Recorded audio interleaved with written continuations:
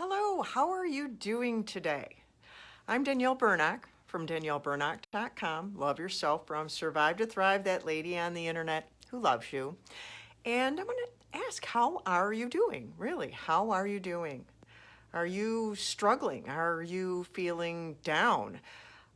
We're over halfway through 2021.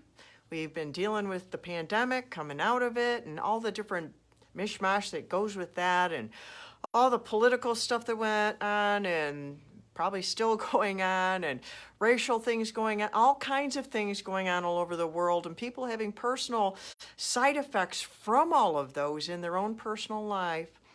And how are you? Are you struggling? And there's no shame in struggling. We all struggle sometimes.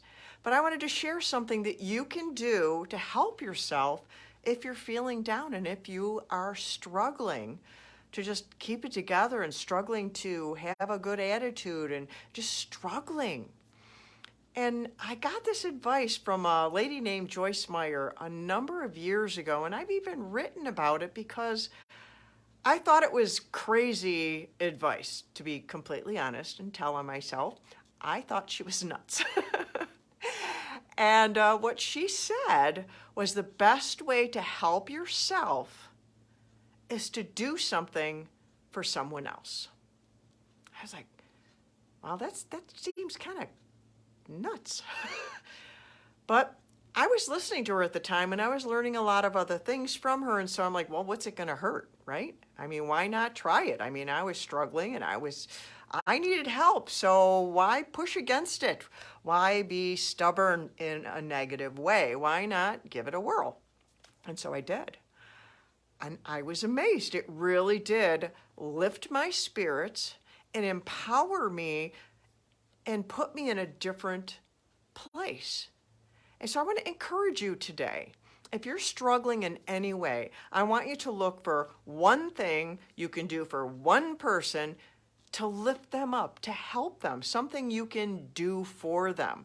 Whether it's something you give them, you do a service for them, you offer to pray for them, you drive them to the store, you weed their garden, you interview them on your podcast, you babysit their kids. I mean, the opportunities are endless to help people. You can volunteer somewhere, wherever that's opening up, because there are things opening up and there are things we can do now that we couldn't do before. And so look for something that you can do, something you can invest yourself in, where you can take something from your heart and give it to someone else. And as you do that, you will feel the difference inside your own heart, and you'll be amazed. And then you'll want to do it more. You'll want to do it more and want to do it more, and you'll get addicted to wanting to be a blessing to people, because you'll start reaping blessing in your life because of it. It's a reaping and sowing thing that God set into motion, that, a lot of times we want to do the harvest without doing the planting, but that it doesn't work that way. Like a pastor friend of mine said, someone has to go first. So someone has to go first, and so I encourage you to go first for you. Show up for yourself today by being a blessing to someone else in some tangible way. I even thought of another idea. Write them a note and send it in the mail. Who doesn't like getting fun mail? I mean, there are so many things that you could do. Your creativity is not hindered by anything but your imagination. So I dare you to do it. And then share with me what you did and how it helped you. I would love to hear that, so I can rejoice with you in the change. I mean, this is something that I encourage my clients to do too. So you're in good company. So I love you.